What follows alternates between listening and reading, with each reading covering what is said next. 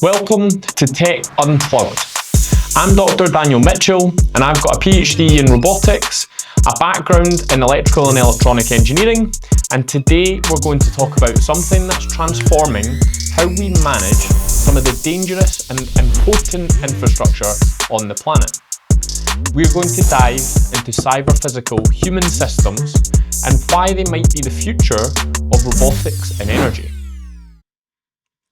In the energy sector, asset management means looking after critical systems such as nuclear plants, offshore facilities, offshore wind farms, oil and gas rigs, and making sure that they operate safely, reliably, and efficiently. But here's the challenge. Costs are rising, extreme weather is becoming more frequent, skilled workforces are shrinking, and many of these environments are just simply too hazardous for people to be in.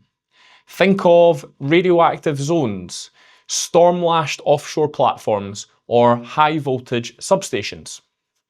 We need systems that can handle inspection, maintenance, and repair without putting danger to people, making engineers' lives much easier and so that humans can focus on the more complex tasks rather than routine maintenance. Robotics is already helping here. We've got crawling robotics, UAVs, drones, climbing robots, subsea robots, and subsurface robots.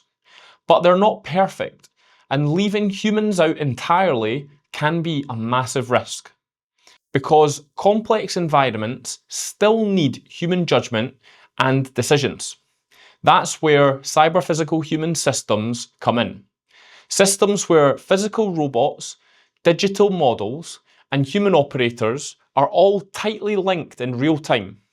It's not just about doing a job. It's robots, humans, and digital twins working as one team. So what is a digital twin? Think of it as a highly detailed, dynamic digital replica of a physical asset or system or environment. In robotics, we have physical twins, the actual machines and sensors, digital models, static computer-aided design or CAD-styled representations, digital shadows, one-way data streams from the real asset to the model, real-time digital twins, which includes two-way systems that stay in sync, update instantly, and can predict future scenarios, and environmental twins, complete virtual reconstructions of real-world environments. These let you run simulations and test responses to faults, and then plan maintenance before sending anyone in. We also classify digital twins by maturity. So in the first step, data twins, which shows basic real-time status. Asset twins, which utilizes historical data to detect different anomalies. In stage 3, we have predictive twin, which utilizes artificial intelligence to anticipate problems. Stage 4 includes interactive twins, where humans can test options in real time. In stage 5, we have cognitive twins, which are self-learning, adaptive systems that can act on their own. And right now, the most cutting edge work currently includes stages 3 and 4, predictive and interactive twins. Some of the applications where cyber-physical human systems will be crucial include the following. The nuclear sector. Robots for inspection and decommissioning using 3D mapping techniques, radiation sensors, and haptic remote manipulators. However, some challenges include where thick shielding blocks wireless signals. Radiation can also damage electronics, and where a requirement for secure communications, whether it be wired or wireless, are completely essential. The offshore sector. A mix of unmanned aerial vehicles, quadrupeds, climbing robots, and subsea vehicles. The goal is to get these platforms to work together. Imagine a drone delivering a required tool to an inspection robot, or a surface vessel, such as an autonomous boat, delivering a new component for an offshore wind farm. Here's where I get excited when visualizing future opportunities.